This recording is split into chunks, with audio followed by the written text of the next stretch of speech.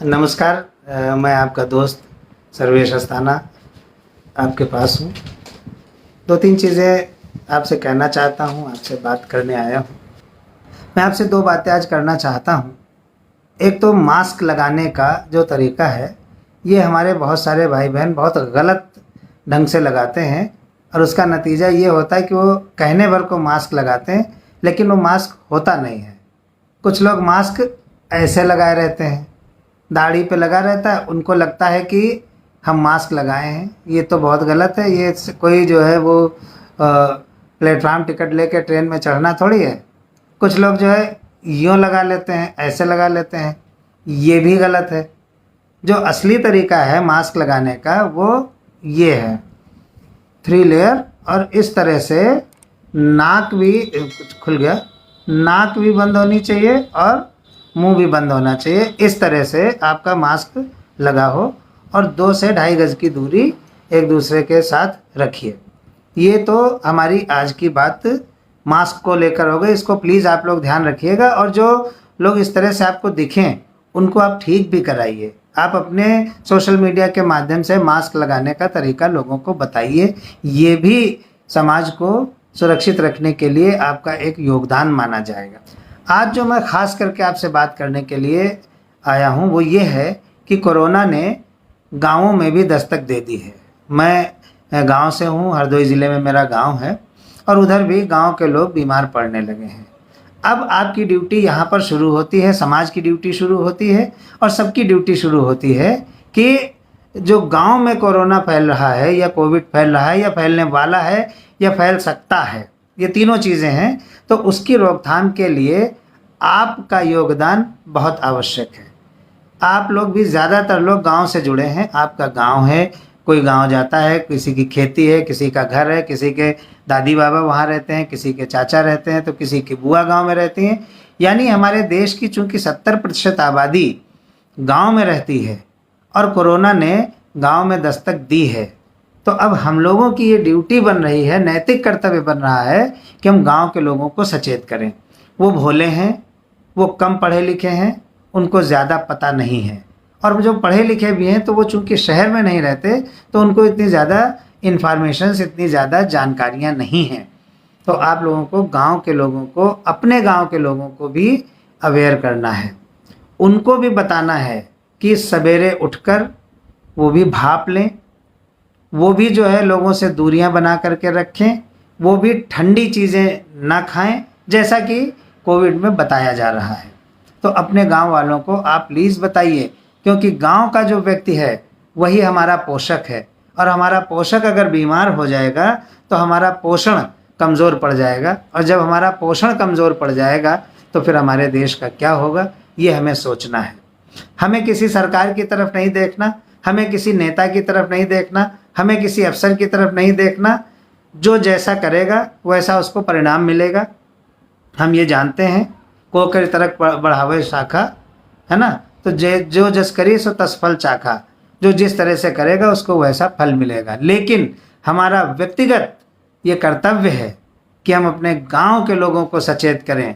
आप प्लीज़, आपका ध्यान गांव की तरफ जाता तो है, लेकिन गांव के लोगों को सचेत करने के लिए भी ध्यान जाना चाहिए। आप वहाँ जो आपके मिलने जुलने वाले हैं उनको चाहे तो आप मेरा ये वीडियो भेज सकते हैं, उनसे ये बताइए कि जो शाम को बैठ करके चिलम की बैठकें होती हैं या बीड़ी की बैठकें होती हैं या आपसदारी में बैठ के ताश खेलने की बैठकें होती हैं, कुछ दिनों के लिए उनको गांव के लोग रोक दें, आसपास न बैठें, बातचीत करें, दूर दूर बैठ करके बातचीत करें। गांव में बहुत जगह होती है, दूर दूर बैठ करके बातचीत कर सकते हैं।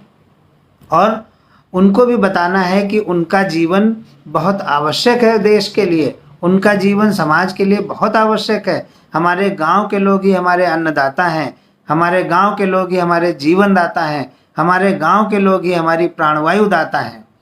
तो अगर किसान हमारा बीमार पड़ जाएगा तो हमारा क्या हाल होगा। मैं उन सभी नेताओं से अपील करना चाहता हूं जिन्होंने पंचायत चुनाव लड़ा है, जीते हैं या हारे हैं, जो भी परिणाम हुआ हो उत्तर प्रदेश में, मुझे नहीं पता कौन जीता कौन हारा, लेकिन जो प्रत्याशी थे, जो वोट मांगने के लिए दरवाजे दरवाजे जा रहे थे, अब उनकी ड्यूटी बनती है, उनका कर्तव्य बनता है कि वो दरवाजे दरवाजे जा कर के लोगों से कहें कि कोरोना के लिए सावधान हो जाओ, कोरोना से हमें लड़ना है। लड़ कैसे आसानी से सकते हैं कि जब दुश्मन अनजान होता है, जब हम दुश्मन को नहीं जानते हैं, तब तो हमें पता नहीं होता कि हमें उससे लड़ना कैसे है। लेकिन जब हम दुश्मन को जानते हैं, दुश्मन के हथकंडे जानते हैं, दुश्मन किस तरह से हम पर आक्रमण कर सकता है, किस तरह से हमें नुकसान कर सकता है, तो हम जब ये चीज़ें जानते हैं तो हमें उससे लड़ने में बहुत आसानी हो जाएगी। तो चूंकि हम कोरोना की अब टेंडेंसी जान चुके हैं, उसकी आक्रामकता जान चुके हैं, वो कैसे हमारे शरीर में प्रवेश करता है ये हम जान चुके हैं, तो अगर हम अवेयर कर देंगे अपने गांव वालों को तो हम एक बहुत बड़े नुकसान से बच जाएंगे पहले से ही। वही बताना है जो हम जो शहर के लोगों को बता रहे थे, वही बताना है कि गांव के लोग मास्क लगाएं। अगर आपस में बैठ रहे हैं, एक दूसरे के साथ महफिल बना रहे हैं, चौपाल बना रहे हैं, कविताई कर रहे हैं या आल्हा सुन रहे हैं, कुछ भी कर रहे हैं, तो मास्क लगा करके बैठे। मास्क का मतलब सिर्फ ये वाला मास्क नहीं है। मास्क का मतलब है कि अगर उनके पास अंगोछा है तो अंगोछे से चेहरा लपेट लें नाक सहित और फिर बातें करें, सारी महफिल सजाएं। दूसरी चीज़, थोड़ा दूर दूर बैठें। जब दूर दूर बैठेंगे तो उनके जो वायरस हैं वो कम्युनिकेट नहीं होंगे, एक दूसरे के पास वायरस पहुंचेंगे नहीं, तो वो सेफ रहेंगे। गांव का व्यक्ति इम्यूनिटी से मजबूत होता है, छोटी मोटी चीज़ें वो अपने आप झेल जाता है। बहुत सारे लोग इस कोरोना को भी झेल जाएंगे, उनको होगा, उनको पता ही नहीं चलेगा, वो थोड़ा खांस खूंस लेंगे और थोड़ा जो है वो कहेंगे कि 2 दिन से जुकाम है और कुछ हरारत भी है, लेकिन 2-3 दिन में उनकी इम्यूनिटी जो है वो उसको ठीक कर देगी। लेकिन मैं एक अपील गांव वालों से आप सबके माध्यम से कराना चाहता हूं, आप अपने सारे मिलने वालों से कहिएगा कि जो लोग बीड़ी पीते हैं या जो लोग तम्बाकू खा रहे हैं वो छोड़ तो नहीं सकते, लेकिन वो उसकी फ्रीक्वेंसी कम कर दें। जो लोग दिन में 20 बीड़ियाँ पीते थे वो दिन में अगर अभी फ़िलहाल संख्या कम कर देंगे तो उनके फेफड़ों की ताकत जो है वो बढ़ेगी और वो कोरोना से अगर वो आया तो जल्दी लड़ करके जल्दी ठीक हो सकते हैं। दूसरी चीज़ उनको ये भी बतानी है कि बासी खाना ना खाएं, जो भी खाना वो खाएं वो ताज़ा खाना खाएं। हालांकि गांव में लोग बासी खाना कम खाते हैं, कभी कभी रात की बची रोटी सवेरे दूध के साथ खा लेते हैं, तो वो भी कोई ख़ास नुकसानदेह नहीं है, लेकिन गर्म खाना खाने की कोशिश वो लोग करें। गांव में बहुत सारी देसी चीज़ें हैं, जैसे चटनी है, आजकल आम चल रहा है, पुदीना चल रहा है, तो चटनियों का इस्तेमाल करें जिससे विटामिन सी उनके अंदर ज़्यादा चली जाए और वो युद्ध करने में एक सहायक की भूमिका निभाएगी। तीसरी चीज़ जो मैं गांव के लोगों से ये कहना चाहता हूँ कि जो नाक में उंगली डालते हैं या दांत में उंगली डालते हैं उस पर थोड़ा वो रोक लगाएं। ये छोटी छोटी चीज़ें हैं जिससे हम कोरोना को कंट्रोल कर सकते हैं। गांव में बहुत ओपन स्पेस है, बहुत खुली जगह हैं, खेत हैं, बाग हैं, सब कुछ है, तो खूब घूमें, खूब टहलें, ताज़ी हवा लें, सब कुछ लें। घबराएं बिल्कुल नहीं कि अरे क्या होगा, गांव में कोरोना आ गया। गांव में कोरोना ज़्यादा कुछ नहीं कर पाएगा, चूँकि इधर पंचायत चुनाव हुआ है और बहुत सारे लोग उसमें काम करने वाले लोग शहरों से गए थे, उनमें से बहुत सारे लोग संक्रमित थे। उन्होंने कागज़ बैलेट पेपर पकड़ाया था हमारे गांव के मतदाता को। गांव के मतदाता ने बैलेट पेपर को लिया था, मोहर लगाई थी, उसको लपेटा था और फिर उसको बैलेट बॉक्स में डाला था। हो सकता है कि उनकी उंगलियों में कोरोना वायरस उस कर्मचारी के माध्यम से पहुंच गया हो और उसके बाद वो नाक साफ करेंगे, दांत में उंगली डालेंगे, तो ये तो उनके लिए बहुत घातक हो जाएगा। चूँकि गांव का व्यक्ति हमारा बहुत अवेयर नहीं है, इसलिए उसको अवेयर करना हम लोगों की जिम्मेदारी है।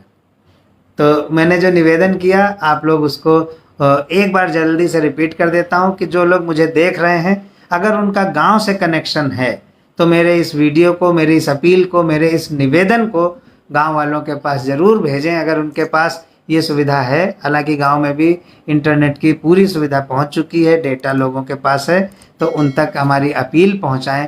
हम चाहते हैं कि हमारा देश स्वस्थ रहे, सुरक्षित रहे, खिलखिलाता रहे, लहलहाता रहे और उसके लिए ज़रूरी है कि हमारे गांव का किसान हमारे गांव का मजदूर, हमारे गांव का जो निवासी है वो और मजबूत और मजबूत और मजबूत हो जाए। और साथ ही साथ अपने शहर के दोस्तों से निवेदन कर रहा हूँ कि घबराएं बिल्कुल ना। थोड़ी सी लहर डाउन सी दिखाई पड़ रही है। मैं तो कोई ऑफिशियल रिपोर्टर हूँ नहीं, लेकिन मुझे ऐसा लगता है कि थोड़ा सा कम हुआ है, क्योंकि अब हम लोग अस्पताल में बेड दिलाने में उतनी परेशानी नहीं हो रही है जितनी अब से 5 दिन पहले या 10 दिन पहले हो रही थी। तो मुझे लगता है कि कुछ चीज़ बैलेंस हो रही है, लेकिन सावधान रहें। लॉकडाउन जो है उसका पूरा पालन करें, मास्क लगा करके निकलें, हाथों को धोते रहें, सैनिटाइज करते रहें, बच्चों को सड़क पर खेलने के लिए न निकलने दें। यही सब अपील है। और जो आप लोग घर में कर रहे हैं वो करते रहिए, अपना आत्मविश्वास बढ़ाए रखिए। नीरज जी ने कहा था कि कुछ सपनों के मर जाने से जीवन नहीं मरा करता है। तो अगर हमने इस कोरोना में कुछ अपनी व्यक्तिगत क्षति, कुछ अपने परिवार की क्षति, कुछ अपने देश की क्षति उठाई है, तो इसका अर्थ ये नहीं है कि हम हताश होकर के, निराश होकर के, हाथ पर हाथ धर करके बैठ जाएंगे। ये नहीं करना है हमें। जैसे हमने टीम अवध बनाई लखनऊ में, हमारे साथ 30-35 लोग जुड़े हुए हैं, जो लेकर के हॉस्पिटल में बेड दिलाने से, ऑक्सीजन दिलाने से, घर में सामान पहुंचाने से, अटेंडेंट को भोजन पहुंचाने से लेकर के, घर को सैनिटाइज कराने से लेकर के, और जो भी काम हो सकता है, अंततः निःशुल्क शव वाहन तक। अगर कोई ऐसा व्यक्ति है जिसके यहाँ किसी की मृत्यु हो गई है और कोई है नहीं, तो टीम अवध अपने शव वाहन को ही भेजती है। हमारे पास एम्बुलेंस भी है, हम लोग एम्बुलेंस भी रन कर रहे हैं, जो लखनऊ की टीम अवध है, जिसमें सारे कवि और कविता के प्रशंसक लोग शामिल हैं। तो जब हम लोग एकजुट होकर के काम कर सकते हैं, तो आप तो हमसे ज़्यादा मजबूत लोग हैं, आप भी शामिल होइए और हमारे देश को इस कोरोना से लड़ने में मदद कीजिए। बहुत बहुत प्रणाम आपको, बहुत बहुत धन्यवाद, आपका बहुत आभार।